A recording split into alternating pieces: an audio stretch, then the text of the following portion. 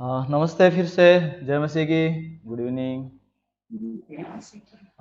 बहुत ही अनुग्रह का दिन रहा आज। हम सुबह बहुत सुंदर संडे सर्विस किए जूम के माध्यम से।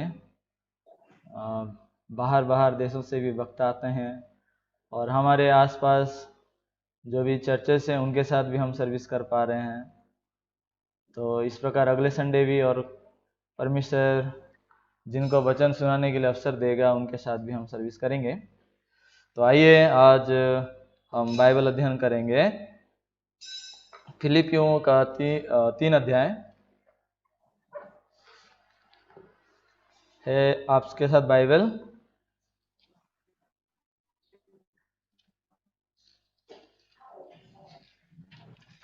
फिलिपियों का 3 अध्याय जरा खोलिएगा। 3 अध्याय का 17 से लेकर देखेंगे 21वां वचन तक। हे भाइयों, तुम सब मिलकर मेरी सी चाल चलो और उन्हें पहचान रखो जो इस रीति पर चलते हैं जिसका उदाहरण तुम हम में पाते हो, क्योंकि बहुत से ऐसी चाल चलते हैं जिनकी चर्चा मैंने तुमसे बार बार की है और अब भी रो रो कर कहता हूँ कि वे अपनी चाल चलन से मसीह के क्रूस के बैरी हैं। उनका अंत विनाश है, उनका ईश्वर पेट है। वे अपनी लज्जा की बातें पर घमंड करते हैं और पृथ्वी की वस्तुओं पर मन लगाए रहते हैं। 20 से पर हमारा स्वदेश स्वर्ग पर है और हम एक उद्धारकर्ता प्रभु यीशु मसीह के वहां से आने की बाट जोह रहे हैं। वो अपनी शक्ति के उस प्रभाव के अनुसार जिसके द्वारा वो सब वस्तुओं को अपने वश में कर सकता है, हमारी दीनहीन देह का रूप बदलकर अपनी महिमा की देह के अनुकूल बना देगा।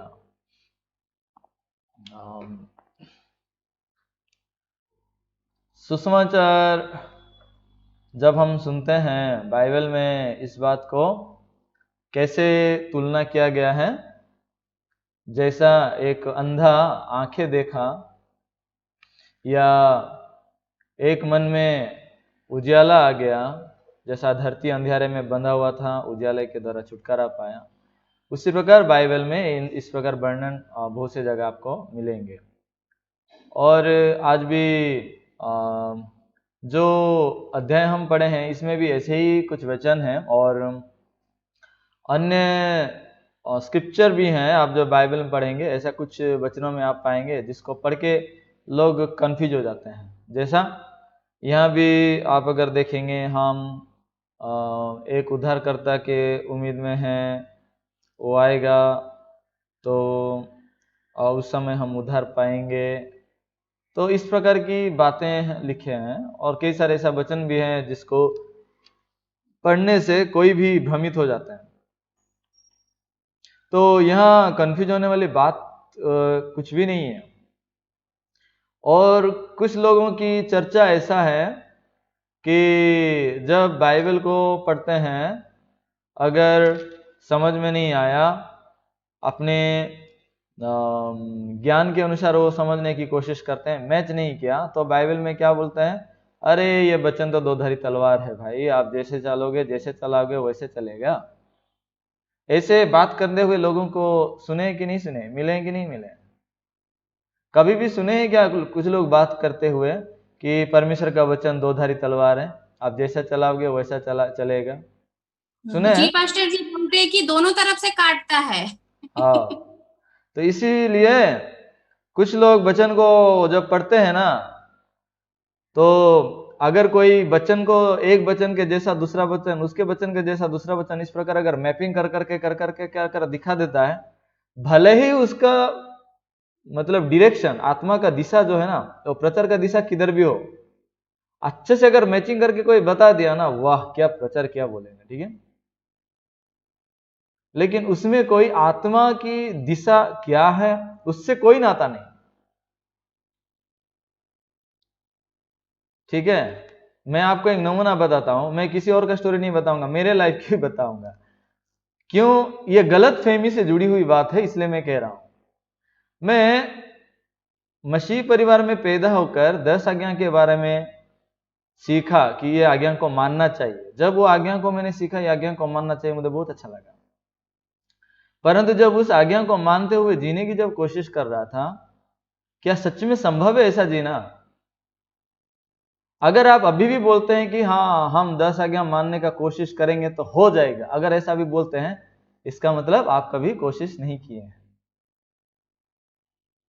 जो सत्य रूप से अगर 10 आज्ञा मानने की कोशिश करेगा, वो हाथ उठा के सरेंडर हो जाएगा, प्रभु मुझसे नहीं हो पा रहा है। जो कभी भी 10 आज्ञा को मानने की कोशिश नहीं किया है, वही बोलेगा कि मैं अगर मानने की कोशिश करूंगा तो हो जाएगा। ठीक है, आज मैं उन सारे बातों को डिटेल अभी कवर नहीं कर सकता, परंतु ये मेन पॉइंट पे हमें जाना है, इसलिए मैं थोड़ा बैकग्राउंड आपको बताना चाहता हूं। तो इस प्रकार होके मैं बहुत दिल में तरसता था कि ये 10 आज्ञा को मैं तोड़ दिया, मैंने पाप किया। अगर इस प्रकार मैं पाप करके अगर पापी जीवन जीऊंगा तो उधार पाएंगे? ये था मेरा शिक्षा। ठीक है, क्योंकि उधार क्या है मुझे मालूम नहीं था, कैसे उधार पाते हैं वो मालूम नहीं था। तो मैं जैसा सीखा वैसा करने की कोशिश किया। फिर हाँ, मुझे प्रतिदिन परमेश्वर का सामने प्रार्थना करना है, प्रतिदिन मेरे पापों को अंगीकार करना है, प्रतिदिन मुझे प्रार्थना करना है, बाइबल पढ़ना है। बाइबल पढ़ना, प्रार्थना करना ये बुरा नहीं है, आप इसको कर सकते हैं। ठीक है, परंतु आप अगर उसके द्वारा अगर उद्धार पाते हैं तो आपको यीशु मसीह की जरूरत नहीं है। इसका मतलब मैं ये नहीं कह रहा हूं कि उधर पाए हैं तो प्रार्थना नहीं करेंगे, बाइबल नहीं पढ़ेंगे, वो बात नहीं है। ठीक है, इनमें बहुत बड़ा फर्क है। मेरा कहने का तात्पर्य यह है, अगर कोई ड्राइविंग लाइसेंस पाया है, गाड़ी चला सकता है कि नहीं चला सकता है? और जो ड्राइविंग लाइसेंस नहीं पाया है वो भी चला सकता है कि नहीं चला सकता है? लेकिन दोनों में फर्क है। कुछ अगर हो जाएगा उनका जीवन में, कभी एक्सीडेंट भी हो जाएगा, जिसका ड्राइविंग लाइसेंस नहीं है और भयंकर होगा उसका, है ना, जेल जाएगा, फाइन बहुत भरेगा, अन्य उसका गाड़ी सीज हो जाएगा, अनेक विषय होगा। अब आजकल तो बहुत स्ट्रिक्ट नियम है नियम। तो बिना ड्राइविंग लाइसेंस के भी एक आदमी गाड़ी चला सकता है। मतलब अगर एक व्यक्ति यीशु मसीह को नहीं पाया है, उद्धार नहीं पाया है, तो भी बाइबल पढ़ सकता है, उसके लिए कोई मना नहीं है। लेकिन आप बाइबल पढ़ रहे हैं इसलिए अगर आप बोलते हैं कि मैं उद्धार पाया हूं, ये तो बहुत बड़ा मतलब क्या बोलेंगे उसको, अर्थहीन वाला बात है। ठीक है, वो कोई बाइबल की बात ही नहीं है। तो मैं जब इस प्रकार जी रहा था तो क्या हुआ, जब मैं चर्च जाके मेरे अच्छे काम करना चाहिए, भले काम करना चाहिए, मुझे बुराई नहीं करना चाहिए, इस प्रकार जब जीवन जीने की कोशिश कर रहा था, वो कोशिश करना बहुत अच्छा था, लेकिन मेरा जीवन ऐसा नहीं बन रहा था। अच्छा, आप में से कौन झूठ नहीं बोले हैं? हाथ उठा के दिखाएंगे। कोई भी हाथ नहीं उठा रहे हैं। ओके, अच्छा, इसका मतलब आप झूठ बोले हैं।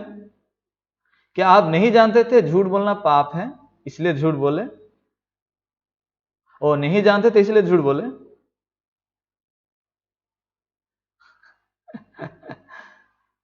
हम झूठ बोलना पाप है जानते थे फिर भी झूठ बोले, इसका मतलब क्या है?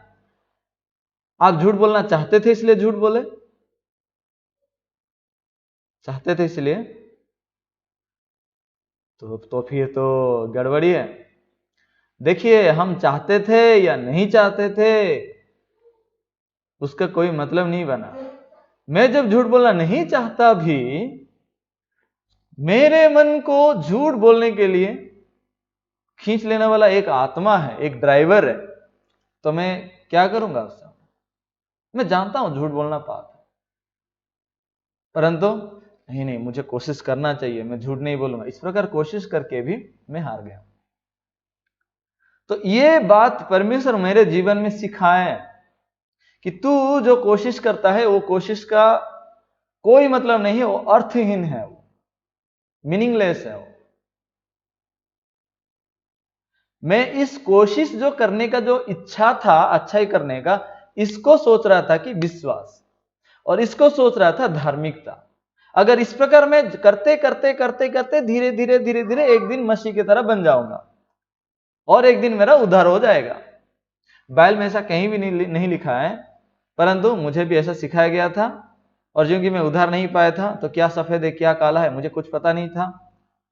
अंधा की तरह मैं जैसा सुना वैसा चलता गया, लेकिन उस मार्ग पे जाके एहसास हुआ कि कुछ तो समस्या है। परमेश्वर पवित्र बाइबल दिए, लेकिन मेरा मन में इस पवित्रता का विश्वास क्यों नहीं आ रहा है। इस प्रकार हो गया। मैं बहुत साल गुजरने के बाद एक बार मैं लेमन का ट्रेनिंग सेंटर में, जब उनका एक कैंप हो रहा था 2 दिन का, उनका मीटिंग में जब अटेंड किया, उसमें 2 दिन का पहला सेशन में पूरा बाइबल को रटवा दिया जो सोर्स पर्सन था, रिसोर्स पर्सन, तो वो बाइबल को पूरा रटवा दिया, उत्पत्ति, निर्गमन, इस प्रकार हो गया, लेवी, गिनती, व्यवस्था विवरण से यहोशू, इस प्रकार के गिनती तक पूरा लास्ट जाके प्रकाशित वाक्य तक पूरा गिनती करके वो 66 किताब को रटवा दिया 1 घंटे में। क्यों? तुम्हें बाइबल पढ़ना है। फिर दूसरी बात, उसमें बाइबल से वो सिखाया कि अगर तुम नए सिरे से जन्म नहीं होगे तो स्वर्ग राज्य में प्रवेश नहीं करोगे। टॉपिक बहुत अच्छा था, और हम भी बहुत, मतलब स्वर्ग राज्य की बात हो रहा है ना, इसलिए मैं भी बहुत ध्यान से सुनने लगा। और नए सिरे से जन्म के बारे में जो वर्णन किया उस समय मुझे बहुत अच्छा था, लेकिन अभी बहुत फनी लग रहा है। क्या था वो कि नए सिरे से जन्म तुम आज तक कैसे जी रहे थे? पाप का जीवन जी रहे थे। प्रकाशित वाक्य 21 का 8 में लिखा है, जो लोग पाप का जीवन जी रहे हैं वो स्वर्ग नहीं जा सकते। डरने वाले, चोरी करने वाले, व्यभिचार करने वाले, शराब पीने वाले, मूर्ति पूजा करने वाले, जादू टोना करने वाले, वो स्वर्ग राज्य में प्रवेश नहीं करेंगे बोल के प्रकाशित वाक्य का 21 अध्याय का 8 वचन में लिखा है। तो तुम लोग ये सब किए हो कि नहीं किए हो? तो तुम सब पापी हो, तुम सब पाप कर रहे हो, इसलिए पाप तुम्हारा बंद हो जाना चाहिए। वाह, क्या अच्छा शिक्षा दे रहा है, हमारा दिल को पूरा प्रकट करके बता रहा है। मैं ऐसा सोचा। फिर मैं सुनना कि इसलिए तुम्हें नए सिरे से जन्म होना जरूरी है। नए सिरे से जन्म होने से तुम स्वर्ग राज्य जा पाओगे। बाइबल में लिखा है, तुम क्या नहीं जानते तुम परमेश्वर का मंदिर हो, और जो ये परमेश्वर का मंदिर को नष्ट करेगा प्रभु भी उसको नष्ट करेगा। तुम परमेश्वर का मंदिर को नष्ट कर रहे हो कि नहीं कर रहे हो? कैसे नष्ट कर रहे हो? शराब पी के, गुटखा खा के। इसलिए ये सब बंद करो। ये सब बंद करके तुम नए सिरे से जब जन्म हो जाओगे स्वर्ग राज्य प्रवेश करोगे। उस समय मैं, वो किसान जी करके गुटखा निकला था हमारे उधर, और हरिडा खंडी करके, ये गुटखा उस समय फेमस था, तो मैं उसको ट्राई कर रहा था। क्यों जानते हैं? कभी कभी हम रात को ना गांव में मूवी दिखाते हैं, तो वहां जाके जब मूवी देखने जाते थे, रात को नींद आएगा तो मेरा दोस्त बोलेगा, अरे ये गुटखा खाना, वो मसाला जो अंदर कुछ कुछ होता है उसको, इसको खा ले, इसको खाने से ना तुझे नींद नहीं आएगा। आजकल हर एक हाथ में मूवी देख सकते हैं, लेकिन हमारा बचपना में मूवी देखना आसान नहीं था, क्योंकि पूरा गांव का इलाका है, करंट भी नहीं था वहां, टीवी लोग ढो के लाएंगे, कहाँ पे दिखाएंगे, तो हम देखते थे। तो उसी चलते चलते में वो गुटखा खाने का मेरा आदत बन गया। परंतु बाद में जब ये इसका सुन रहा हूं, ये प्रचारक बता रहा है कि ये गुटखा खाना शरीर को अपवित्र बना रहे हैं, परमेश्वर का मंदिर को अपवित्र बना रहे हैं, तो ये पाप है, इसलिए नए सिरे से जन्म होने के लिए इसको सब बंद करना पड़ेगा, शराब बंद करना पड़ेगा। तो मैं क्या सोचा हूं, मैं चर्च में सीखा हूं कि अगर तुम्हारा दाहिने आंख अगर तुम्हें ठोकर खिलाए, क्या करना है? उसको उखाड़ देना है, निकल देना है। 2 आंखें को रखकर नरक जाने से अच्छा है काना होके स्वर्ग जाओ, है ना? दाहिना हाथ है, अगर तुम्हें ठोकर खिलाए तो उसको काट दो। 2 हाथ पकड़ के नरक जाने से अच्छा एक हाथ से पंगुला होकर तुम स्वर्ग जाओ। ये सीखा था मैं। तो वो वचन को सुना तो मुझे बहुत फिटिंग हो गया। हाँ, अगर मैं ये गुटखा खा के, शराब पी के अगर नरक जा रहा हूं, ये मुझे बंद करना चाहिए। मैं ऐसा समझा। ऐसा समझकर क्या किया उस दिन में, मुझे ना ये सब बंद करना पड़ेगा, मुझे इस सब को बंद करना पड़ेगा। ठीक है, लेकिन कैसे बंद करेंगे? नए सिरे से जन्म होना है, तो वो सिखा दिया कैसे नए सिरे से जन्म होना है। तुम निर्णय ले लो कि आज के बाद तुम ऐसा नहीं करोगे। तो मैं निर्णय ले ही लिया, आज के बाद मैं ये सब नहीं करूंगा। तो वो घोषणा कर दिया, जितने लोग तुम लोगों ने निर्णय लिया आज से ऐसा बुरी जिंदगी नहीं जिएंगे, तुम लोग सब नए सिरे से जन्म हो गए हो। तो मेरे डायरी पे लिखा, आज तारीख के दिन में नए सिरे से जन्म हो गया। लेकिन बाइबल में ऐसा नए सिरे से जन्म होता है क्या? तो इस प्रकार मैं गलत फहमी में पड़ गया। लेकिन थैंकफुली परमेश्वर का अनुग्रह से उस दिन से कोई नशा में नहीं छुआ हूं। वो मेरा उस दिन निर्णय लिया इसलिए नहीं, परमेश्वर का अनुग्रह के कारण, ठीक है। परंतु इस प्रकार होके मैं सोच रहा था कि वही मेरा नए सिरे से जन्म। मैं इस नए सिरे से जन्म की बात को लेकर जब बाइबल में अध्ययन करता हूं, यूहन्ना 3 अध्याय में, वहां वर्णन होता है कि शरीर से जो जन्मा है वो शरीर है, आत्मा से जो जन्मा है आत्मा है। तो नए सिरे से जन्म होना है मतलब आत्मा में। तो इस बात को 2007 साल में जाके मुझे समझ में आया, जब एक सच्चा प्रभु का दास के द्वारा मैं वचन को सुना। उससे पहले मैं यही समझता था कि मैं उस दिन नए सिरे से जन्म हुआ, नए सिरे से जन्म होके भी मैं पापी। तो क्या नए सिरे से जन्म है? ऐसा कभी नहीं होता है, ठीक है। तो इस प्रकार होकर मेरा अनेक सारे गलत फहमियां था, परंतु परमेश्वर का अनुग्रह से, परमेश्वर का वचन और सत्य मेरे दिल में जो प्रवेश किया, वचन की सच्चाई, ये मेरा गलत फहमियां दूर होते होते गए। तो ठीक है, मैं आपको एक एक करके आज की वचन से मैं आपको यहाँ एक्सप्लेन करना चाहूंगा कि क्या है बात जो पौलुस यहाँ तिमोथी पुस्तक में कहता है कि कौन क्रूस का बैरी है। कुछ लोग, मैं पहले ऐसा सीखा था कि हम यीशु को जानने के बाद अगर हम पाप करते हैं तो हम क्रूस का बैरी हैं। हम अगर यीशु को जानने के बाद अगर चोरी करते हैं, झूठ बोलते हैं, तो हम क्रूस का बैरी हैं। इसलिए हमें यह सब नहीं करना चाहिए। तुम यीशु का नाम जानते हो तो तुम्हें नहीं करना चाहिए, इस प्रकार सिखाया गया। इसलिए मुझे क्रिश्चियन लाइफ है ना बहुत मुश्किल पड़ गया। क्यों? मुझे कोई बुराई नहीं करना है, मुझे अच्छे से जीना है, यीशु के जैसा जीवन जीना है। यीशु कभी पाप नहीं किया था, इसलिए मुझे भी कभी पाप नहीं करना है। यह शिक्षा का या ये बात का या ऐसा निर्णय लेने का कोई मतलब नहीं है। क्यों जानते हैं? इस प्रकार निर्णय लेने से पहले मैंने चोरी किया हूं, मैंने झूठ बोल चुका हूं। तो जो आदमी झूठ बोला है वो बोल रहा है कि मैं आगे को झूठ नहीं बोलूंगा। आप विश्वास करेंगे? तो आपको लगता है प्रभु आपकी बात को विश्वास करते हैं? हाँ, ये आज मेरे सामने प्रार्थना किया है कि आज के बाद वो चोरी नहीं करेगा, झूठ नहीं बोलेगा, हाँ ये नहीं करेगा, ऐसा प्रभु विश्वास करेंगे आपकी बात को सुन के? हाँ, प्रभु भी सोच रहे होंगे कितना तू मुझे धोखा देगा रे, मैंने तुझे बनाया हूं, मैं जानता हूं तो किस खेत का मूली है, बोलते हैं ना हिंदी में। हाँ, मतलब तेरा बीज कौन सा है मैं जानता हूं, तेरा बीज आदम हवा का है, इसलिए मैं देखा हूं तेरा मन क्या है। तेरा मन क्या है जानता है? मैं अभी अगर नहीं देख पा रहा तो फिर भी अभी देख ले। उत्पत्ति 6:5 में तेरा मन लिखा है। यहोवा ने देखा कि मनुष्य की बुराई पृथ्वी पर अत्यंत बढ़ गई है और उनके मन के विचारों में जो कुछ उत्पन्न होता है वो निरंतर बुरा ही होता है। मैं जानता हूं तेरा मन निरंतर बुरा है, तो क्यों नहीं बोलता है कि प्रभु मैं दुष्ट इंसान हूं, मैं कुछ भी नहीं कर सकता। इस प्रकार प्रभु के सामने खड़े होने के बदले मैं कैसे खड़े होता था? हे प्रभु मुझे दया कर, प्रभु मुझे माफ कर दे, प्रभु मैं तेरा नाम को जानबूझ के भी मैंने ऐसा गलती किया, ऐसा किया, वो किया, वो किया, वो किया, ऐसा किया। और जितना याद आया उतना बक दिया, और बाकी जो याद नहीं आया क्या, कैसे मैं प्रार्थना करता? प्रभु जो बात मैं जानबूझ के किया या नहीं जानबूझ के किया, जो याद आया या नहीं याद आ रहा, सब पापों को तेरे चरणों में रखते हैं और तू अपने पवित्र लहू से धो दे करके मैं पूरा लंबा चौड़ा प्रार्थना करूंगा। अगर मेरे प्रार्थना के द्वारा मैं संतुष्ट हो जाऊंगा तो मुझे लगता था कि प्रभु मेरा प्रार्थना सुन लिया। अगर मेरे प्रार्थना के द्वारा मुझे संतुष्ट नहीं लगा तो मैं सोचता था मेरा प्रभु प्रार्थना नहीं सुनता। मैं ना हाई स्कूल में जब पढ़ रहा था तो नवोदय में पढ़ रहा था, तो उसमें रात को सोने से पहले मैं प्रार्थना करता, होमवर्क करके थके रहेंगे जब प्रार्थना करता, प्रभु मैंने आज भी ये किया, वो लड़की को देख दिया, मेरा दिल में ये बुराई आ गया, ये वगैरह वगैरह प्रार्थना करूंगा करूंगा करूंगा। 5 मिनट तक गया कि नहीं पता नहीं, कितना मिनट प्रार्थना नहीं ऐसा, फिर पता नहीं कब रात को जब ठंडा होगा, हवा चल के या पसीना बहेगी गर्मी के कारण, इस प्रकार कई बार हुआ है, ठंडी में भी गर्मी में भी। तो रात को जब नींद खुलेगा मैं ऐसा करके, और हमारा टेबल जैसा बनाया रहा था हॉस्टल में, उसमें ऐसा करके आंखें खुलेगा जब कभी 1 बजा रहेगा, कभी 2 बजे रहेगा। तो इतना बजे तक क्या मैं प्रार्थना कर रहा था?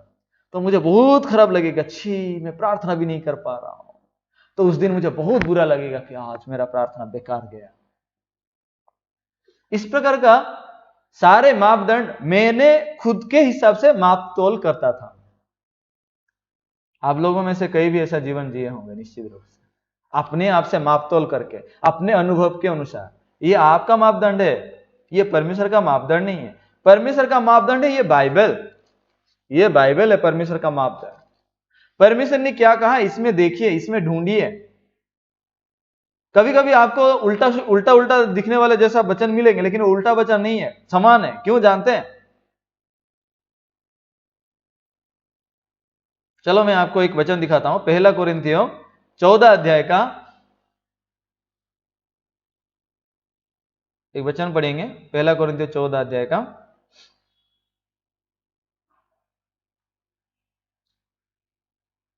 निकालिए सब कोई।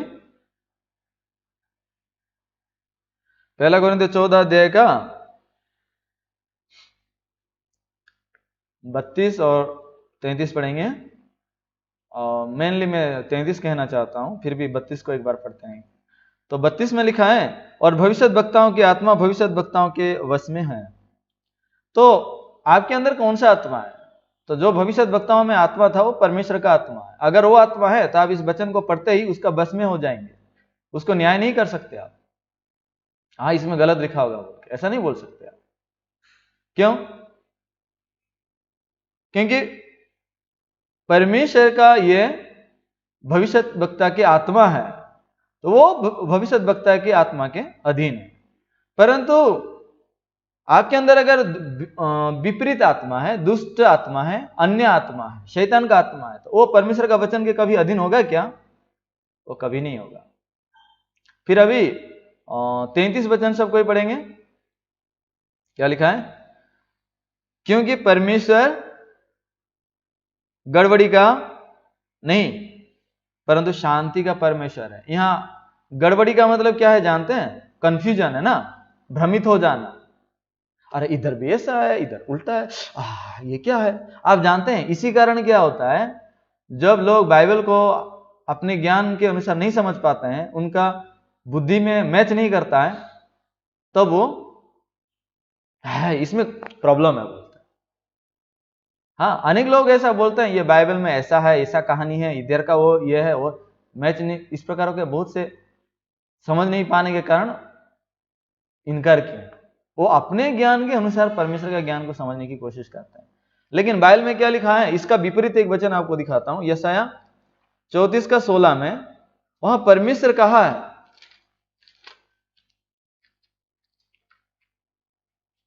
यशाया 34 का 16, मैं ज्यादा आपको लंबा तो नहीं खींच दिया, ये बैकग्राउंड को आपको एक बार गौर से जानना है, नहीं तो हमेशा हम गड़बड़ी में जाएंगे। यशाया 34 का 16, यहोवा की पुस्तक से ढूंढकर पढ़ो। क्या लिखा है? यहोवा की पुस्तक से ढूंढकर पढ़ो, इनमें से एक भी बात बिना पूरा हुए ना रहेगी, कोई बिना जोड़ा ना रहेगा, क्योंकि मैंने अपने मुंह से यह आज्ञा दी है और इसी की आत्मा ने उन्हें इकट्ठा किया है। तो बाइबल में परमेश्वर का पवित्र शास्त्र में हर एक वचन का जोड़ा है। आप ढूंढ नहीं पाते हैं तो आपको अनुग्रह पाने की जरूरत है, या फिर आपको एक सच्चा प्रभु का दास का आपको मदद की जरूरत है। जब सच्चा प्रभु का दास अगर आपको अगुवाई करेगा तो सही में आपको परमेश्वर का मन समझ सकते हैं। आप अपने आप को केंद्र में रख के अगर समझने की कोशिश करेंगे नहीं होगा। परमेश्वर का मन को केंद्र में रख के समझना चाहिए। आज संडे सर्विस में हमारे जो मुख्य वक्ता प्रचार कर रहे थे, क्या बोल रहे थे आपको याद है ना? वो स्टोरी, एक इजरायली परिवार का स्टोरी, जिसमें पिताजी मरने से पहले सारे धन दौलत को किसके नाम पे कर दिए थे? अपने घर के बूढ़े दास के नाम पे। ये था उसका पहला विलनामा, और इसमें उसका बेटा को साइन करना ही है। अगर ये इसमें साइन नहीं करेगा और दूसरे विलनामा में भी उसका अधिकार नहीं है ना, तो दूसरा विलनामा क्या था कि मेरे बेटा मेरे सारे धन में से एक ही धन को चुनेगा। कौन से पिताजी ऐसा करेगा बताइए? अपने बेटे के नाम पर विलनामा ना करके वो किसी बूढ़े नौकरी के नाम पे कर दिया। कौन सा पिताजी ऐसा करेगा मरने से पहले? और वो मरने से पहले ऐसा ही नहीं किया, बेटे को विदेश भेजा था ना। ये लंबा स्टोरी है, आप लोग जानते हैं, इसलिए मैं नहीं बता रहा हूं। तो इस बेटे को विदेश भेज के 6 महीने के बाद वो आने से पहले ये जब मर चुका है, तब तक ये 2 विलनामा लिख दिया था। पहले में सारे धन का वारिस मेरा ये बूढ़ा नौकर है। दूसरा विलनामा है, मेरा बेटा मेरे सारे धन में से एक ही धन को चुनेगा। ये बेटा जब खुद केंद्र में था, पिताजी का मन को समझ पा रहा था? कभी भी नहीं। लेकिन जब उसने राब्बी को मिला, गुरुजी को मिला, फिर उसका गुरुजी उसको थप्पड़ मारे, तेरे मूर्ख आदमी तू कहां से आया, तू तेरे पिताजी के जैसा तू कभी बन भी नहीं पाएगा, चल हट। तब जाके वो मैं तो मेरे पिताजी को मूर्ख समझता हूं, लेकिन गुरुजी मुझे मूर्ख मानते हैं, तो पिताजी का मन क्या होगा? तो वो अपना मन को, स्थान को बदल के सोचने लगा कि पिताजी की जगह अगर मैं होता तो मेरे बेटे के लिए क्या करता, मैं क्यों ऐसा करता, क्योंकि मेरे पिता जैसा किए हैं। मेरे पिताजी मुझे बहुत प्रेम करते थे, पर ऐसा क्यों किए? इस प्रकार हो गया। जब पिताजी का मन में होके जब वो समझने की कोशिश किया, तब उसका बत्ती जल गया। अच्छा, तो फिर सबको लोग बुला के ये दोनों विलनामा पे सिग्नेचर किया। हाँ, मेरे पिताजी जैसा विलनामा लिखे थे, सारे मेरे धन का वारिस मेरा ये बूढ़ा नौकर है बोल के पिताजी जो लिखे थे उसमें मैं सहमत हूं, चक चक चक चक। और दूसरी शर्त है कि मेरे पिताजी के सारे धन में से मैं एक ही धन को चुनूंगा। ये बूढ़ा नौकर ये मेरे पिताजी का धन है, और मेरे पिताजी का धन में से ये बूढ़ा नौकर जिसके सारे धन बन गए, वो मेरा नौकर हमेशा के लिए ठहरेगा। सारे धन वापस आ गया। अगर वो पिताजी का मन से नहीं समझता तो सारे धन भी खो देता है कि नहीं? क्या चुनता पता नहीं, एक गाड़ी चुनता या एक बंगला चुनता, एक खेत चुनता, पता नहीं। क्योंकि इंसान का मन में बुद्धि नहीं है उतना समझने के लिए। इसलिए हमें परमेश्वर का मन को केंद्र में रख के जब हम ढूंढेंगे, बाइबल को पढ़ेंगे, उस समय परमेश्वर वचन के द्वारा हमें हर एक बात को सटीक रूप से दिखाता है। ठीक है, तो क्या होता है, बाइबल बहुत सरल है, बहुत सिंपल है, लेकिन इतना कॉम्प्लिकेटेड बनाया गया है, इसलिए मैं इतना लंबा एक्सप्लेनेशन दे रहा हूं, और कुछ नहीं है। क्योंकि मैं भी लंबे समय तक इस प्रकार शिक्षा में था, मुझे भी निकलने के लिए 3 दिन लगे थे। लगातार मैं 2-2 घंटा वचन सुन रहा था, तब मुझे दिखाई दिया कितना मैं गलत रूप से बाइबल को समझा हूं।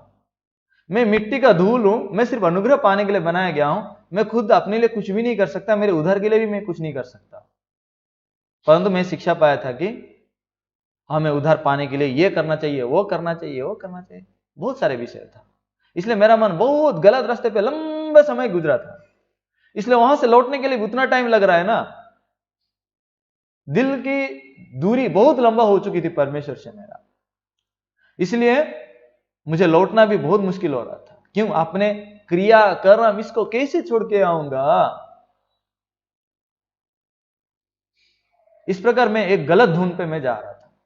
एनिया, अभी लौटकर इधर देखेंगे कि इसीलिए आप ये मत बोलिए कि परमेश्वर का वचन दो-धारी तलवार है, जिधर चला उधर चलेगा, जिधर काटेगा उधर काटेगा, ऐसा कभी मत बोलो। बाइबल ऐसा नहीं है। परमेश्वर गड़बड़ी का ईश्वर नहीं है, परमेश्वर कंफ्यूजन वाला परमेश्वर नहीं है। इंग्लिश में इसको लिखा गया है, God is not the author of confusion. परमेश्वर हमारे लिए भ्रम पैदा नहीं करेंगे। वो वचनों में एकदम सत्य और सरल और सिद्ध मार्ग को प्रभु दिखाया है। अगर हम नहीं समझते तो हम नहीं समझते, इसलिए परमेश्वर को पूछने से होगा। मैंने एक दिन एक पर्सनल फेलोशिप में एक सिस्टर और ब्रदर को फेलोशिप कर रहा था, तो उनको पूछा, ब्रदर आप प्याज क्या है बता सकते हैं? ये फल है या कांदा है या जड़ है, फूल है, क्या है? ये बीज है? आप में से भी कोई सटीक उत्तर नहीं दे सकते है ना? अगर दे सकते हैं तो ठीक है, देखेंगे। तो हम इसके बारे में भी हमारा ज्ञान सही नहीं है, जो हम डेली यूज करते हैं, खाते हैं। तो आप जरा सोचिए, पाप, धार्मिकता, ये अनदेखी दुनिया, दिखता नहीं है ना वो स्वर्ग राज्य, शैतान, उसके बारे में बड़े बड़े बात करने का क्या मतलब है? इसका मतलब आप ये कहिए कि सड़क में किनारे कोई बहुत मतलब छोटा काम कर रहा है और वो बहुत बड़े बड़े लोगों की विचार करता है, ये ऐसा नहीं करना चाहता, वो राजनीति ऐसा नहीं करना चाहता, वो ऐसा नहीं करना चाहता, बहुत सलाह देते रहेगा, लेकिन खुद का जीवन देखो तो गटर में। मतलब उसी प्रकार है। तो स्पिरिचुअल लाइफ का जब हम देखते हैं, आत्मिक बातों को जब आप देखते हैं, हमें आत्मिक बातों को आत्मिक बात के द्वारा परखना है, जांचना है, मेल करके देखना है। तो आज जो फिलिपियो 3 अध्याय का 17 से पढ़े हैं, उसको फिर से हम सोचेंगे 17 से 21 तक। तो ये वचन में इस प्रकार वर्णन हो रहा है कि हे भाइयों, तुम सब मिलकर मेरी इसी चाल चलो और उन्हें पहचान रखो जो इस रीति पर चलते हैं, जिसका उदाहरण तुम हम में पाते हो। इस बात को कई सारे लोग कैसे समझते हैं मालूम है? मनुष्य का बाहरी व्यवहार को लोग समझते हैं। बाहरी व्यवहार मतलब बहुत नम्रता से, मित भाव से बातचीत करना, भले उसके अंदर आत्मा कोई भी क्यों ना हो या विश्वास कुछ भी क्यों ना हो, इस प्रकार चीजों को लोग बहुत पसंद करते हैं, है ना? हाँ, अभी कोई सिस्टर बोल रही थी, पादरा ने मुझे गाली दी है बोल के। कौन सा गाली पता नहीं, है ना? हमें भी अच्छे से बात करना आता है, लेकिन जानते हैं क्या, परमेश्वर का हम आदमी होने के लिए अच्छा बर्ताव से हम परमेश्वर का आदमी नहीं बनते हैं या बुरे बर्ताव से नहीं बनते हैं, बल्कि हमारा मन जब टूट जाता है, परमेश्वर का मन से जुड़ जाता है, तब होगा। वो नहीं होता है, वो ज्यादा मुश्किल होता है लोगों का मन में, क्योंकि शैतान लंबे समय से इस सोच में कि तू ठीक है करके इंसान को बांध रखा है। इसलिए परमेश्वर का वचन घुसता नहीं है, कभी भी अपने आप को डाउट नहीं करते हैं कि मैं गलत हो सकता हूं। कोई भी अपने आप को मैं गलत कभी हो सकता हूं करके ना सोचने के कारण इस प्रकार हम होते हैं। मैं ऐसा क्यों ये सब बता रहा हूं जानते हैं? क्योंकि मैं मेरे जीवन में बहुत से जगह इस प्रकार जीवन को जिया, उधार पाने से पहले भी, उधार पाने के बाद भी कई सारे समय में मैं अपने आप को सोचता था कि नहीं, मुझे लोग नहीं समझ रहे, मेरी बात को मेरे लोग नहीं समझ रहे। इस प्रकार हो कि अपने आप को जब ठीक से सोच रहा हूं, उस समय मैं ही कष्ट पा रहा हूं। इसलिए परमेश्वर के सामने परमेश्वर दिखा दिए कि तू जब अपने आप को ठीक समझता है, क्या ठीक है तेरे अंदर? आप हमेशा ठीक है क्या? हाँ, हमारे अंदर कुछ भी ठीक नहीं है। फिर भी अजीब चीज है कि मैं गलत हूं करके हम कभी आई एम सॉरी ये बोलना भी बहुत दिक्कत होता है। स्पेशली कपल फाइट जब होता है ना, हाँ, कौन पहले सॉरी बोलता है, पति या पत्नी? हाँ, जिसका मन बहुत चौड़ा है वो बोलेगा, है कि नहीं? जो अपने आप को इनकार करता है वो बोलेगा, लेकिन जो शैतान के द्वारा पकड़े गए हैं ना, वो सॉरी तक नहीं बोल सकते। समझ रहे हैं? तो आप देखिए, ये सिंपल लाइफ में ये नहीं बन पाता है। तो ये क्या नमूना दिखाता है कि हम परमेश्वर का वचन के सामने जब हम खड़े होते हैं तो हमारा सोच कितने रूप से हमें भरा है कि वचन सीधा तौर पे घुसता नहीं। इसलिए क्या होता है, साधारण तौर पे अपने सोच, अपने विचारधारा के हिसाब से सीधा लोग विचार करते हैं। यहाँ पौलुस अपनी चाल चलन को वो बता रहा है ना, उसके चाल चलन के जैसा जीना चाहता है। तो प्रचारक होगा तो कैसा चाल चलन होगा? बहुत अच्छा होगा ना। हमें भी अच्छे से जीना चाहिए, हमें भी पड़ोसी को प्रेम करना चाहिए, हमें भी शत्रु को प्रेम करना चाहिए। इस प्रकार होकर रट्टा मारेंगे बहुत सारे, लेकिन आप उनको अगर पूछेंगे क्या तू पड़ोसी को प्रेम करता है, जवाब नहीं निकलेगा, है कि नहीं? अपने परिवार में सबको प्रेम करता है बराबर, तब भी जवाब नहीं निकलेगा। क्यों? इंसान के अंदर प्रेम है ही नहीं ना। प्रेम तो यीशु मसीह है। अगर आपके अंदर यीशु है तो यीशु प्रेम करेगा। तो यीशु प्रेम किया तो उसको मैं क्या बोल के क्यों बोलेंगे? यहां पौलुस का चाल, आपको पौलुस का आत्मिक जीवन को स्टडी करिए, फिर बात कर सकते हैं आप। वो कितना अपने आप को नमूना बनाया कि मैं धर्म कर्म के हिसाब से बहुत अच्छा आदमी था, फरीसियों में बहुत एक नंबर, व्यवस्था के अनुसार, फरीसियों के रीति-नीति के अनुसार एक नंबर धर्मी था, लेकिन यीशु मसीह के सामने में इन सबको कचड़ा समझा। वो पौलुस जो नमूना बनाया है, वो नमूना कौन सा नमूना है? अपने आप को इनकार किया हुआ नमूना। इतने तौर पे इनकार किया है कि सब अपना अच्छाई को यीशु के सामने उसको कूड़ा के समान वो समझा है। लेकिन इस बात में भिन्न रूप से मेरे प्रति पेश किया गया था, इसलिए मैं भी वैसा समझ रहा था। जब हम अपने आप को इनकार किए हैं, तब यीशु मसीह वहां प्रकट होंगे। अगर मेरे अच्छाई को लेकर अगर मैं स्थापित हो रहा हूं, तो यीशु कहां प्रकट होंगे? ये गलत फहमी है। ये बाइबल को पढ़ के उल्टा समझने वाली बात है। क्यों? अभी थोड़ी देर में हम आविष्कार करने वाले हैं। सिर्फ ये वचन नहीं है, आप अगर इस वचन को पढ़ेंगे तो आप भी कंफ्यूज हो जाएंगे, है ना? अभी एक सिस्टर गवाही दे रही थी कि मैं उधर पाके ऐसा ठीक ठाक चल रहा था, लेकिन कुछ दिन के बाद फिर गड़बड़ी हो गई, वगैरह वगैरह। क्यों? अपना व्यवहार को देख के। यहां पे शैतान आपको बांधता है। उस समय आप वचन को, यीशु मसीह का लहू को, उसका अनुग्रह को, सब कुछ तुच्छ मान के किसको सबसे ऊपर रखें? अपने व्यवहार को। अपना व्यवहार अगर अच्छा लग रहा है, आप हर दिन अगर मीटिंग अटेंड कर रहे हैं, हर दिन अगर बाइबल पढ़ रहे हैं, हर दिन अगर प्रार्थना कर रहे हैं, हाँ इन दिनों में मैं उद्धार पाया, मेरा जीवन सच में बदल गया, पवित्र पवित्र थोड़ा हो गया, इस प्रकार आपको फीलिंग्स लगता है, ये धोखा है, वो विश्वास नहीं है। विश्वास तो सुनने से और सुनना मसीह का वचन से आता है। आप ये वचन के द्वारा जान पाए क्या? इस प्रकार शैतान धोखा देके व्यवस्था में आपको बांधता है, व्यवहार में, और अपने आप को कुछ और लेवल पे, मतलब समझ रहे हैं ना? अभी मैं जब उद्धार पा गया, वचन सुना, सुसमाचार सुन लिया, मैं धर्मी हो गया, पवित्र हो गया करके आप एक विश्वास को पाते हैं, उसके बाद नहीं मुझे और थोड़ा एक धर्मी का और ऊंचे लेवल पर जाना है और पवित्र लेवल पे जाना है, इस टाइप का। कोई पास्टर आपको नहीं बताया, कोई यीशु आपको नहीं बताया, ना पवित्र आत्मा बताया, ना बाइबल बताया, लेकिन आपके अंदर कोई एक कैसे ऐसा डाल दिया कि तुझे और थोड़ा ऊंचे लेवल पे जाना है। अभी वचन सुन लिया ना, पहले नहीं सुना था तब जैसे तैसे जी रहा था, अभी तो सुन लिया था, अभी तुझे थोड़ा और अच्छे से जीना चाहिए और थोड़ा कुछ करना है। उसके बाद से आप अनेक व्यवस्था अपने अंदर बना लेते हैं, शैतान का दिए हुआ व्यवस्था को, और उसको मानने में लग जाते हैं। इसी प्रकार होके अनेक लोग ठोकर खाए। अगर इस बात को आप पढ़ते हैं, ये किसका स्टोरी जैसा लगता है? यहूदियों का स्टोरी जैसा नहीं लगता है। यहूदी लोग जो व्यवस्था को मान के धर्मी बनने की कोशिश कर रहे हैं, वो जो वेस्ट वाल है ना, वेलिंग वाल है, याद है आपको उस दिन का फोटो?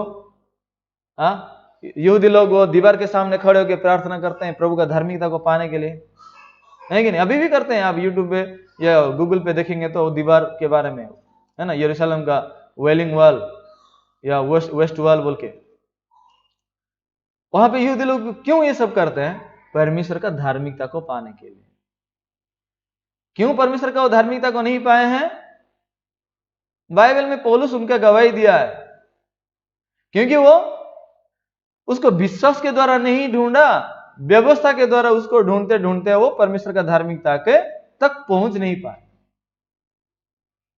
और एक जगह रोमी में पौलुस कहता है 10 अध्याय का 2 में, परमेश्वर के प्रति उनका धून है, मैं तो वही उनके बारे में गवाही देता हूं, वो उनका सहमत हूं मैं कि उनका धून है करके। क्या है? क्योंकि मैं उनकी गवाही देता हूं कि उनको परमेश्वर के लिए धून रहती है, परंतु बुद्धिमानी के साथ नहीं, क्योंकि वे परमेश्वर की धार्मिकता से अनजान होकर अपनी धार्मिकता स्थापित करने का यत्न करके परमेश्वर की धार्मिकता के अधीन ना हुए। रोमी 10 अध्याय का 2 और 3 वचन जब हम पढ़ते हैं, यहूदी लोग परमेश्वर का धार्मिकता को नहीं पाए। यहूदी लोग परमेश्वर का धार्मिकता के बस में नहीं आए, क्योंकि वो अपने धार्मिकता को स्थापित कर रहे थे। क्यों अपनी धार्मिकता को स्थापन कर रहे थे? क्योंकि वो परमेश्वर की धार्मिकता से अनजान थे। ये परमेश्वर का धार्मिकता को ना जानते हुए उनका भी एक धून है। क्या? परमेश्वर के लिए उनका एक धून है। आपका धून है, इसका मतलब आप उद्धार पाए हैं ऐसा नहीं है, आप धार्मिकता पाए हैं ऐसा भी नहीं। जो परमेश्वर का धार्मिकता को पाया है वो परमेश्वर का धार्मिकता पाया है। ये क्या बता रहे हो? ये कैसा सेंटेंस है? जो परमेश्वर का धार्मिकता पाया हो, परमेश्वर का धार्मिकता पाया है, समझ रहे हैं? लेकिन ये बहुत इंपॉर्टेंट सेंटेंस है। कैसे? धून रखा हुआ आदमी को आप कैसे कह सकते हो कि ये परमेश्वर का धार्मिकता पाया है? यहां तो यहूदी लोग बिना परमेश्वर का ज्ञान के भी वो धून रखे थे, लेकिन वो परमेश्वर का धार्मिकता पाए थे क्या? नहीं पाए थे, क्योंकि उनका अपनी धार्मिकता का परिश्रम खत्म नहीं हुआ था। आदम हवा जैसे अंजीर का पत्ते जोड़ जोड़ के जो लंगड़ बना रहे, वो काम खत्म नहीं हुआ है, इनका भी खत्म नहीं हुआ, इसलिए वो परमेश्वर का धार्मिकता को नहीं पाए। जो व्यक्ति परमेश्वर का धार्मिकता को पा जाता है, पाएगा, उसका अंजीर पत्ते जोड़ने का काम खत्म हो जाएगा। एग्जैक्टली इस अध्याय में हम जब देखते हैं, इनका धून है लेकिन ज्ञान नहीं, सत्य ज्ञान, परमेश्वर के वचन के अनुसार, परमेश्वर के अनुसार ज्ञान नहीं है कैसे धार्मिकता को मिलना चाहिए।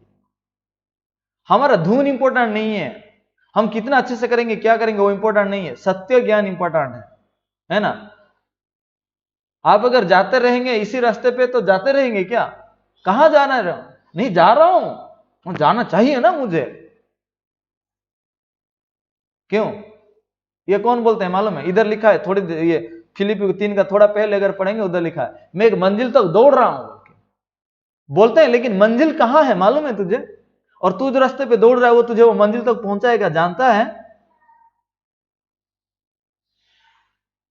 अनिश्चित रूप से इस प्रकार जीवन को जीते हैं। इसलिए मेरे प्रियो, आज ये फिलिपियो 3 अध्याय को थोड़ा गहराई से समझने की जरूरत है। क्या है इस यहाँ पे? इसलिए पौलुस इन लोगों के बारे में सचेतन करके कहता है कि तुम इसलिए मेरा नमूना को देखो, मेरे जैसा बनो।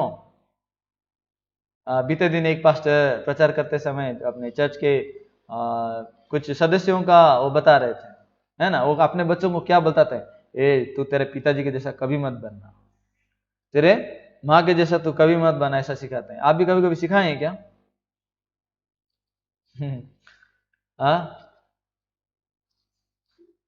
मुझे मेरे पिताजी जब जिंदा थे वो ऐसा कहा करते थे मेरे बचपना में, तेरा पिताजी ना पढ़ नहीं पाया, लेकिन तू तेरे पिताजी के जैसा मूर्ख ना बनना, अच्छे से पढ़ना, ऐसा बोले।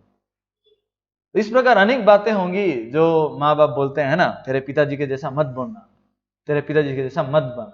ये थोड़ा अजीब नहीं लग रहा है? आप लोग जो भाई बहन उधार पाए हैं ना, उस दिन पास्टर बताया कि आप लोग अपने बच्चों को बोलो, ए तू तेरे डैडी के जैसा बनना, ठीक है? हाँ डैडी, क्या कैसे बनना है आपके जैसा? मतलब देख, मैं उद्धार पाया हूं, मैं यीशु मसीह के द्वारा धर्मी बनाया गया हूं, तू भी वैसा विश्वास से धर्मी होगा तो कोई टेंशन नहीं, तेरा आत्मा तो नरक नहीं जाएगा ना। तेरा ये धरती में भी तेरा जीवन सुरक्षित जीवन रहेगा, इसलिए मेरे जैसा बन। इस प्रकार सिखाओ बोल के पास्टर उस दिन सिखाए। एग्जैक्टली यहां पे जब हम बाइबल में पढ़ते हैं तो फिलिप्पुस 3 अध्याय में फिलिपी चर्च के भाई बहनों को पौलुस ये कह रहा है कि तुम मेरे जैसा बनो बोल के, है ना, मुझसे सीखो बोल के। फिर आगे को जब हम देखते हैं, वहां एक चाल चलन के बारे में यहाँ डिस्क्रिप्शन आता है, वर्णन होता है कि चाल चलन किस प्रकार चाल चलन है। लोग अनुग्रह पाकर भी अनुग्रह नहीं पाए हैं, इस तरह लोग जी रहे थे। रोमी में हो, गलातिया में भी, कहीं भी जगह ये वो सारे चर्चेस में ना बहुत से भरमाने वाले आ गए थे चर्च में, और चर्च में लोगों को सिखाने लगे कि तुम तो प्रभु को जान गए, अभी और तुम्हें और कुछ भी जरूरत नहीं है, अभी तुम जैसा मर्जी वैसा पाप करके भी जी सकते हो। ऐसा भी भरमाने वाले लोग थे, और कुछ लोग ऐसा भरमाने वाले थे, तुम तो उधार पाए हो इसलिए चलेगा, तुम पाप करने से भी चलेगा, ऐसा सिखाने वाले भी लोग थे। और कुछ लोग थे, तुम उधार पाए हो लेकिन तुम्हें ना खतना नहीं हुए तो क्या मतलब है। इस प्रकार व्यवस्था में सिखाने वाले भी भरमाने वाले थे, और कुछ कुछ प्रकार लोग तो अलग अलग बातों को लाते थे। समझ रहे हैं ना? अरे तुम अभी प्रभु को जान गए हो, तुम्हें जगत में भी नमूना की तरह होना है, तुम्हें पाप नहीं करना है, तुम्हें गलत काम नहीं करना। इस टाइप का अनेक बातों को लेकर इन लोगों को भरमाते थे। अच्छे काम करने का भी हो, बुरा काम करने का भी हो, यह शिक्षा क्या है, तुझे करना है बोल के, यही भरमाने वाला शिक्षा है। लेकिन आत्मिक जीवन विश्वास का जीवन होता है, हमें करने वाला जीवन नहीं है। और विश्वास का जीवन नहीं जानने के कारण आत्मिक जीवन ज्यादा दिक्कत होता है। विश्वास का जीवन में प्रभु काम करते हैं, मैं विश्राम लेता हूं। समझ रहे हैं? इसलिए यहां पे पौलुस उनका नमूना दे के वर्णन किया है। कहां तक? 18 में लिखा है कि ये सब क्रूस के बैरी हैं बोल के। तो कौन क्रूस के बैरी हैं? जो पाप कर करके जीते हैं वो क्रूस के बैरी हैं। जो अच्छे काम कर करके जीते हैं वो क्रूस के बैरी हैं। यहां कोई काम से, चरित्र से भली बात नहीं है। यहां कौन क्रूस के बैरी है? आप देखो इधर 19 में लिखा है, उनका अंत विनाश है, उनका ईश्वर पेट है, वे अपनी लज्जा की बातों पर घमंड करते हैं और पृथ्वी की वस्तुओं पर मन लगाए रहते हैं। परंतु फिर 20 में भी कनेक्शन है, पर हमारा स्वदेश स्वर्ग पर है और हम एक उद्धारकर्ता प्रभु यीशु मसीह के वहां से आने की बाट जोर है। तो यहां आप अगर देखेंगे क्रूस का बैरी कौन है, यहां समझ जाएंगे कौन क्रूस का बैरी। वे लोग हैं जो धरती की बातों पर मन लगाए हैं, मतलब बाइबल की हर एक बात को धरती की बातों पे कनेक्ट करके, हाँ इस प्रकार है करके उसको कनेक्ट करके अपना धुन से जीवन चला रहे हैं। कैसा है मालूम है? मुझे एक दिन एक सिस्टर सवाल की थी, पास्टर हम चर्च में जब बैठते हैं ये दुपट्टा ढापना चाहिए कि नहीं, सर को ढापना चाहिए कि नहीं है? कुछ लोग ऐसे सवाल लाते हैं, है ना। और कुछ लोग कैसे सवाल लाते हैं, अभी अभी बीते दिन में ईस्टर से पहले क्या वो 40 दिन का उपवास हमें रहना चाहिए कि नहीं है, उस दिन मांस मछली उन दिनों में खाना चाहिए कि नहीं है, इस टाइप की बातों को लाते हैं। और वगैरह वगैरह सवाल हैं, उनको आज चर्चा नहीं करने वाला मैं, ठीक है, कभी देखेंगे दूसरे दिन। तो लेकिन ये सारे बातें पार्थिव विषय, धरती के विषय, आत्मिक विषय को उसमें जो प्रभु कह रहा था उसमें आत्मिक बातों को आपको समझना चाहिए। बाइबल में कई सारे जगह दृष्टांतों में लिखा गया है, कई सारे जगह सीधे तौर पे समझने वाले बातों को सीधे तौर पे लिखा हुआ है। इसलिए यहां पे जब हम देखते हैं सारे बातों को धरती से तुलना कर रहे हैं, इसलिए मैं जब वचन को सुना 2004 में, जिसने मुझे बोला कि तू आज निर्णय ले लेगा कि ये नशा सेवन करना बंद करेगा तो तू नए सिरे से जन्म हो गया है बोल के, वो पार्थिव शिक्षा है। लेकिन 2007 साल में मैं सुना नए सिरे से जन्म नहीं होने से स्वर्ग राज्य में प्रवेश नहीं करोगे। नए सिरे से जन्म कैसे होते हैं, पहला पत्रस 1:23 में लिखा जाता है, वचन के द्वारा, जो वचन परमेश्वर का जीवित वचन है, सदा ठहरने वाली वचन के द्वारा, पहला पत्रस 1:23 वचन में लिखा गया। तो ये वचन के द्वारा नए सिरे से जन्म होता है, निर्णय के द्वारा नहीं। तो इस प्रकार अनेक सारे बातें मनुष्य का मन में बदला हुआ। तो वो जो बातें को, सुसमाचार की बातों को, आत्मिक बातों को मनुष्य की शिक्षा के अनुसार बदले हैं, ये लोग क्रूस के शत्रु हैं। इसलिए यीशु मसीह ने कहा था, शरीर से जो है वो शरीर ही है, आत्मा की बात जो है आत्मा है ना। कहा, यूहन्ना 3:6 में ना, क्योंकि जो शरीर से जन्मा है वो शरीर है और जो आत्मा से जन्मा है वो आत्मा है। तब आत्मिक बात को शरीर की तरह समझने की कोशिश करेंगे, शरीर की बात को आत्मा की तरह समझने की कोशिश करेंगे, ये बहुत से गड़बड़ी पैदा करेगा। नमूना वाली बात अलग है, लेकिन यहां पे अनेक लोग इसी प्रकार शरीर के अनुसार सारे बातों को हिसाब में लगाकर परमेश्वर का धार्मिकता को बस में कभी नहीं जा पाए। देखिए, यीशु मसीह बाइबल को जो हमें दिया है हमारे आत्मा को विश्राम देने के लिए, हमें बाइबल को देके हमें बोझ देने के लिए नहीं दिया है। समझ रहे हैं क्या? आपको क्या लगता है यीशु मसीह हमें बाइबल दिया बोझ देने के लिए? तो फिर यीशु क्यों बोला, हे बोझ में दबे हुए लोग मेरे पास आओ, मैं तुम्हें विश्राम दूंगा। मैं चर्च जाके विश्राम नहीं पा रहा था, सच में बता रहा हूं। क्यों जानते हैं? चर्च में सिखाया जाता था कि तुम्हें ये करना है, वो करना है, ऐसा जीना है, वैसा जीना है। ये बहुत बोझ लग रहा था, मेरे दिल को पूरा दबा दे रहा। और उल्टा रूप से उसे कैसे शिक्षा पाता था मालूम है? हाँ, अगर तुम इस प्रकार कष्ट से जीवन जीते रहोगे, दिल में सहते रहोगे, तो अंत तक धीरज धर के तुम उधार पाओगे। क्योंकि बाइबल में लिखा है, जो अंत तक धीरज धरेगा उधार पाएगा। इसलिए तुम्हें धीरज धरना है। इसलिए आज अगर फेल हो गए, कल भी तुम्हें कोशिश करना पड़ेगा। कोशिश करो, कोशिश करो, कोशिश करो, धीरज धरो। इस प्रकार शिक्षा दिया जा रहा है, जबकि बाइबल में ऐसा नहीं लिखा है। मैं आपको थोड़ी देर में दिखाने वाला हूं कि धीरज धरोगे अंत तक तो उधार पाओगे का मतलब क्या। वो मत्ती 10:22 में लिखा हुआ है ना, जो अंत तक धीरज धरेगा वो उधार पाएगा, है ना। इसलिए मैं सोचता था कि मैं अभी उधार नहीं पा सकता, अंत तक धीरज धरना। नहीं आ रहा है। किसका आवाज नहीं आ रहा है? सुनाई नहीं दे रहा। नहीं, बाकी लोगों को सुनाई दे रहा है, सुनाई दे रहा है। आपका साउंड थोड़ा बढ़ाइए या ईयरफोन क्या डाले हैं उसको अच्छे से कनेक्ट कीजिए, सबको सुनाई दे रहा है। ओके, तो इस प्रकार बाइबल कहता है कि जो अंत तक धीरज धरेगा वो उधार पाएगा। तो कुछ लोग उसमें कंफ्यूज हो जाते हैं। मैं भी ऐसा ही सोचता था, मैं तो उधार नहीं पाने वाला, मरने दिन तक देखेंगे परमेश्वर उधार करेगा कि नहीं करेगा, उस दिन पता चलेगा ना, हम कैसे जानेंगे। तो फिर बाइबल क्यों पढ़ रहे हैं हम? फिर यीशु को क्यों विश्वास करेंगे अगर हम अभी नहीं जान रहे हैं? तो अनिश्चित रूप से क्यों जिएंगे बताइए? बाइबल हमें अनिश्चितता से दिल में बेचैनी डालने के लिए बाइबल प्रभु नहीं दिया है। प्रभु बोला मैं तुम्हें विश्राम दूंगा, तो हमारे दिल में वो विश्राम देना जरूरी है।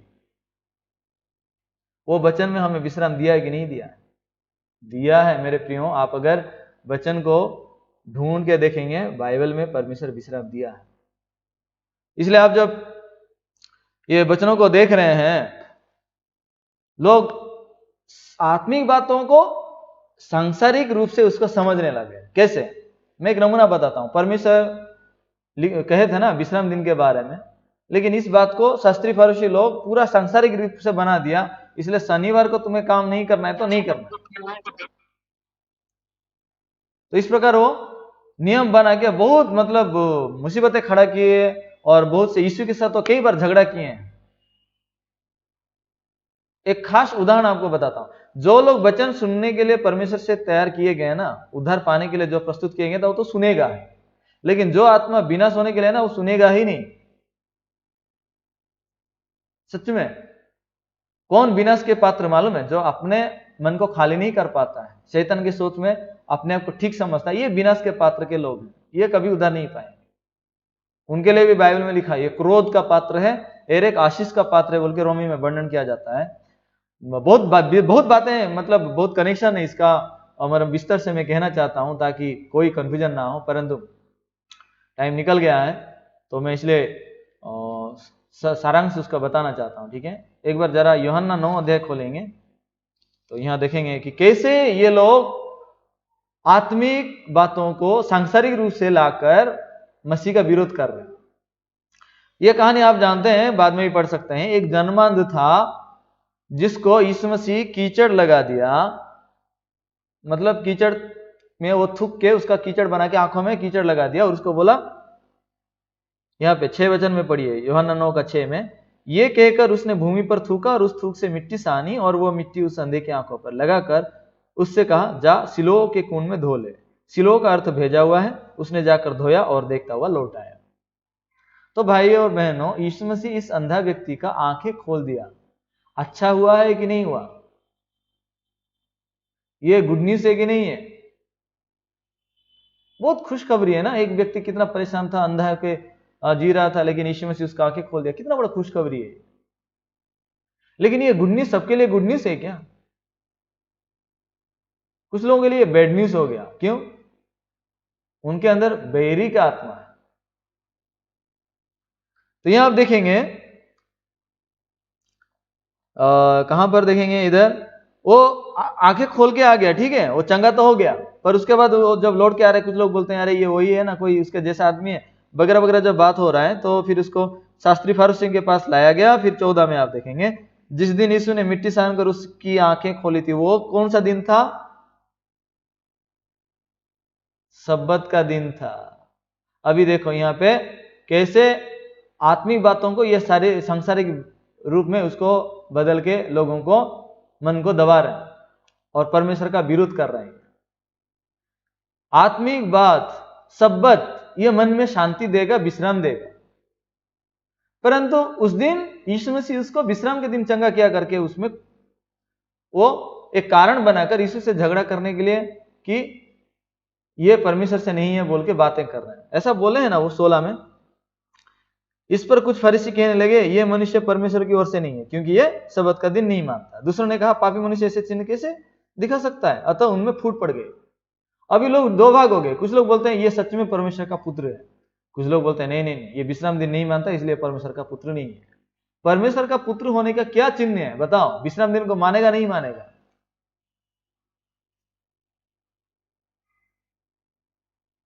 अभी देखो, आप भी कंफ्यूज हो गए। विश्राम दिन को मानेगा नहीं मानेगा? देखो, परमेश्वर का पुत्र कौन है? विश्राम दिन को मानेगा या नहीं मानेगा वो वाली बात नहीं है। परमेश्वर का पुत्र कौन है ये जानिए आप। मत्ती 12 अध्याय का 8 वचन,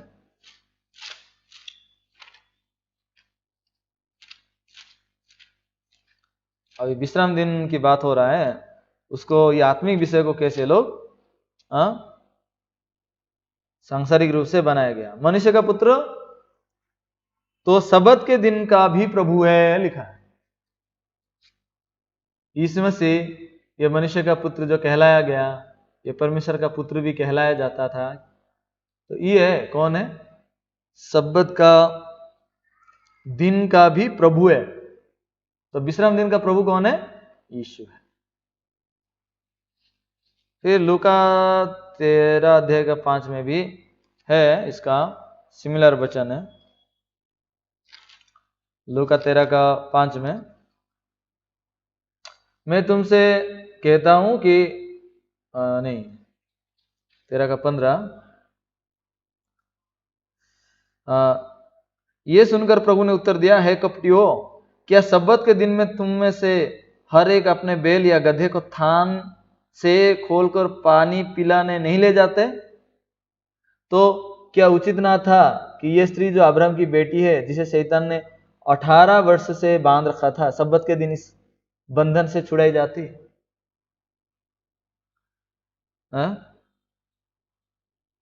क्योंकि यहाँ लोगों में फूट आ गई कि विश्राम के दिन लोग मत आओ इधर चंगा होने के लिए, चंगा होने के लिए 6 दिन पड़े, उस दिन आओ। लेकिन यीशु कौन सा दिन चंगा करता था? विश्राम के दिन ही चंगा करता था। क्यों? क्योंकि यीशु मसीह विश्राम दिन का प्रभु है। तो जब एक पशु को विश्राम दिन में वो छुड़ा रहे हैं, लेकिन एक इंसान शैतान के कब्जे में है, अब्राहम का बेटी शैतान के कब्जे में, उसको छुड़ा जाने से ये लोग खुश नहीं है। अंधा व्यक्ति आंखें खुल गया, उसमें भी ये लोग खुश नहीं है। इसी प्रकार आज अगर कोई व्यक्ति अगर उद्धार पाके बोलता है कि मैं धर्मी हूं, तो कुछ लोग खुश नहीं है उनके बातों को सुनकर। बोलते हैं ये अभी ये कैसे धर्मी होगा, हम इतने सालों से प्रभु को जानते ही तो कहां से भरमाया गया, बोलेंगे उसको। अगर वो पाप में होता ना, अगर रो रो के उनके सामने जाता और बोलेगा कि प्रभु मुझे पाप से क्षमा कर दो, अगर इसका गिड़गिड़ाता, ये बहुत आत्मिक है, कहां से नया आदमी है लेकिन बहुत आत्मिक है, बोलेंगे। ये है क्रूस के बैरी लोग, क्योंकि क्रूस पे क्या हुआ है वो इनकार करते हैं एकदम से। क्योंकि आप देखेंगे उद्धार के बारे में जो बाइबल में हम स्टडी करेंगे तो लंबा टॉपिक है ये, मैं संक्षेप में अगर बताऊंगा तो एक है हमारा आत्मा पाप से जो उद्धार पाया वो उद्धार है, और दूसरा उद्धार है हमारा दैनंदिन जीवन में हम कई बार सतावा आता है, मुश्किलें परिस्थिति शैतान का परीक्षाएं आते हैं, इन सारे बातों में पवित्र आत्मा के द्वारा उसको जीत लेने की जो जीवन है हम जीत लिए ना, मतलब उस प्रकार शैतान की परीक्षा से या जो सतावा आया उसमें हम जीत गए, उसमें से हम उद्धार पाए, उसको भी उद्धार कहा गया है। और एक उद्धार के बारे में बाइबल कहता है जब यीशु मसीह आएगा, आप उस दिन अंतिम दिनों के बारे में सुन रहे थे, तो यीशु मसीह जब आएगा हम बादलों में जब उठाए जाएंगे, कैसे लिखा हुआ है थिस्सलुनीकियों में, पहले जो यीशु मसीह पर विश्वास करके सो गए हैं वो उठाए जाएंगे, उसके बाद हम जब शरीर में, हमारा शरीर ट्रांसफॉर्मेशन हो जाएगा, बदल जाएगा एक दूतों के शरीर के जैसा, और हम यीशु के साथ मिलाए जाएंगे, उसको भी उद्धार कहा गया। ये 3 उद्धार है, इसलिए हम उद्धार पाए हैं, उद्धार पा रहे हैं, उद्धार पाएंगे, इस प्रकार बाइबल में लिखा गया। लेकिन आप अगर बोलेंगे कि हाँ हम तो उद्धार पाएंगे लिखा है, तुम क्यों बोल रहे उद्धार पाए हैं, इस प्रकार अगर ये तीनों को मिला जुला के अगर बात करेंगे तो आप खुद कंफ्यूज हैं, क्योंकि आप उद्धार नहीं पाए हैं इसलिए इसको फर्क नहीं कर पा रहे। उद्धार पाया हुआ आदमी इन चीजों को अच्छे से जानता है ये क्या है, समझ रहे हैं? क्योंकि आप देखिएगा कई सारे ऐसा वचनों है, मैं जैसा अभी एक वचन को दिखाया था मत्ती 10 का 22 वचन में, जो अंत तक धीरज धरेगा वो उद्धार पाएगा लिखा है। इसमें से ये वचन अपने चेलों को सिखा रहा था जब वो प्रचार के लिए जा रहे थे, तुम्हें भेड़ियों के बीच में भेड़ की तरह तुम्हें भेजता हूं बोल के यीशु उनको कह रहा था, है कि नहीं? तो वहां पे उद्धार की बात हो रहा है, वो क्या है, प्रीचिंग के दौरान कितने सारे सतावा होगा, वहां उद्धार पाने के बाद वो धीरज धरेंगे। क्या तुम्हारे पास शक्ति है धीरज धरने का? कई सारे यहां सवाल निकलेंगे, है कि नहीं? इंसान के पास अगर ऐसा कहा जाएगा कि तुम धीरज धरोगे तो उधार पाओगे, लेकिन इंसान के पास शक्ति है क्या उधार पाने का? लेकिन यीशु जब कह रहा है कि तुम धीरज धरोगे तो उधार पाओगे, यीशु उनको शक्ति दिया था इसलिए बोल रहा है। अगर आप उस शक्ति को हटा के चर्चा करेंगे तो ये मीनिंगलेस बात है। आप मत्ती 10 अध्याय पढ़ेंगे ना, एक वचन में ही प्रभु उनको शक्ति दिया था, फिर उसके बाद वो 22 में कह रहा है कि तुम धीरज धरोगे तो उधार पाओगे। और उसमें 19 में भी 19-20 में दिखा गया है कि तुम्हारा वक्ता आत्मा, तुम्हारे अंदर जो आत्मा है वो वक्ता है, तुम्हें क्या जवाब देना है वो देगा। मतलब परमेश्वर कैसे उसको सहेंगे, कौन सहेगा, क्या होगा, सारे बातों को बता के बोला, इसलिए तुम धीरज धरो। मैं तुम्हें बना चुका हूं, तुम धीरज धर सकते हो। बल्कि ऐसा करके उनको यीशु मसीह उत्साह देके उसके अंदर जो शक्ति दिया है उसको प्रकट करके उनको भेज रहा है। ऐसा नहीं कि उसको भेज दिया और तू अभी संभाल ले, मैं तुझे उद्धार कर ले, बाकी लोग तू संभाल रहे, ऐसा नहीं है। यीशु मसीह हमें उद्धार करके नहीं छोड़ा है, वो हमें यहां पे इस बात को, इस अनुग्रह को तुच्छ मानने वाले क्रूस के बैरी हैं। इसलिए हम जब आप बाइबल में पढ़ेंगे ऐसा कई सारे शीर्षक आता है जहां पर लोग कंफ्यूज हो जाते हैं। प्रेरितों में हम जब पढ़ते हैं 4 अध्याय का 12 वचन में केवल यीशु मसीह के द्वारा उद्धार है ना, तो बाइबल में जब लिखा जाता है तुम अपना उद्धार का कारण बनोगे, हाँ तुम दूसरों के लिए भी उद्धार के कारण बनोगे, तो हाँ हमें ऐसा करने से हमारे द्वारा लोग उद्धार पाएंगे, हम ऐसा करने से लोग हमें देख के उद्धार पाएंगे। इस टाइप का विचारधारा जो है ना, ये सब शैतान की भरमाने वाली बात है। उद्धार तो केवल यीशु मसीह के नाम से होता है और अनुग्रह ही से उद्धार होता है। आप जब पढ़ते हैं प्रेरितों 4 का 12 वचन में, उद्धार करने वाला यीशु मसीह है। और इफिसी 2 अध्याय का 8 और 9 वचन पढ़ते हैं तो हम अनुग्रह और विश्वास से उद्धार पाए हैं लिखा। उद्धार पाए हुए लोग हम हैं, उद्धार करने वाला यीशु है। अभी दोनों का जगह देखो, एक उद्धार करता है यीशु, उद्धार पाए हुए लोग हैं हम। तो हम पाने वाले हैं, हम कुछ करने वाला नहीं है, क्योंकि दान में यीशु मसीह सब देता है। ठीक है, लेकिन अगर हम इसको स्थान को बदल के जीने की कोशिश करते हैं, हमारा पोजीशन को भूल के, तो यहूदा 1 अध्याय में जैसा लिखा गया है वहां 6 वचन में कि दूत लोग परमेश्वर के सामने वो स्थान को नहीं रखे, इसलिए परमेश्वर उनको निकाल दिया, मतलब वो स्थान को बदल दिया। परमेश्वर उनको सृष्टि बनाया, वो सृष्टि है तो सृष्टि का जगह सृष्टि पे रहना चाहिए परमेश्वर का अनुग्रह से। लेकिन ये अपना स्थान को भूल जाके मैं परमेश्वर की जगह रहूंगा बोल के जब चला गया, प्रभु उसको विनाश किया। वो बैरी है, समझ रहे हैं क्या? परमेश्वर का स्थान लेके मैं जीऊंगा सोचने वाला। मेरा स्थान है परमेश्वर का अनुग्रह से जीने का स्थान, समझ रहे? प्रभु यीशु को भेज के क्या किया, उसको हम जब ग्रहण करके जीते हैं, उस अनुग्रह का जीवन वो सिद्ध जीवन है। यीशु मसीह जब हमें दिया है उद्धार, सिद्ध रूप से दिया है, क्योंकि यीशु मसीह कोई काम अधूरा नहीं किया, वो पूरा हुआ बोला और पूरा करके परमेश्वर के दाहिने यहां जा बैठा है। अगर उसका काम पूरा नहीं होता अभी बैठता नहीं, अभी भी वो काम करता, लेकिन 2000 साल पहले वो जो काम को पूरा कर चुका है, इसलिए आज वो बैठा है, अभी इंतजार कर रहा है। किसका इंतजार कर रहा है? जो लोग उद्धार पाए हैं उनको उद्धार करने के लिए इंतजार कर रहा है। मतलब उनको कहां उद्धार करेगा, मतलब ये शरीर से हमें अलग करके स्वर्गीय स्थानों में ले जाएगा। उद्धार पाए हुए आदमी कौन है? जो धर्मी बन गया है। आपको एक वचन दिखेंगे, नीति वचन प्रोवर्ब्स का 11 अध्याय। कौन उद्धार पाता है आप देखिए, धीरज धरने वाला उद्धार पाता है या कौन उद्धार पाता है? धीरज धरने वाला, एक पापी भी धीरज धरने की कोशिश कर सकता है, इसलिए उद्धार पाएगा, वो गारंटी नहीं है। क्या गारंटी है उद्धार पाने का? नीति वचन 11 का 21 में लिखा हुआ है, सबको मिल गया? मैं दृढ़ता के साथ कहता हूं, बुरा मनुष्य निर्दोष ना ठहरेगा, परंतु धर्मी का वंश बचाया जाएगा। तो यहां पे कौन बचाया जाता है लिखा है, कौन उद्धार पाता है लिखा है? बचाया जाएगा का मतलब भी उद्धार पाता है ना, वो बच जाएगा, वहीं से उद्धार पाएगा। इसलिए इंग्लिश में कैसे लिखा जाता है? नीति वचन 11 का ये 21 है, इंग्लिश में लिखा जाता है, though they join forces the wicked, the wicked will not go unpunished। मतलब दुष्ट जन को बिना दंड के छोड़ नहीं दिया जाएगा, उसको दंड मिलेगा और उसका दंड है नरक दंड है, ठीक है, दुष्ट का। But the posterity of the righteous will be delivered. मतलब क्या है कि एक धर्मी जन वो बचाया जाएगा, वो उद्धार पाएगा। यहां पे लिखा है क्या है? पोस्टेरिटी मतलब क्या है मालूम है? उसका वंश। But the seed of the righteous shall be delivered करके भी लिखा जाता है किंग जेम्स में। मतलब यहां पे आप देखेंगे हिंदी में लिखा हुआ है ना, इसलिए धर्मी का वंश बचाया जाएगा। कौन उद्धार पाएगा? हमारे अंदर अगर धार्मिकता का वंश है, वो धार्मिकता को अगर पाके आप धर्मी बने, वो वंश के कारण आप उधार पाते हैं।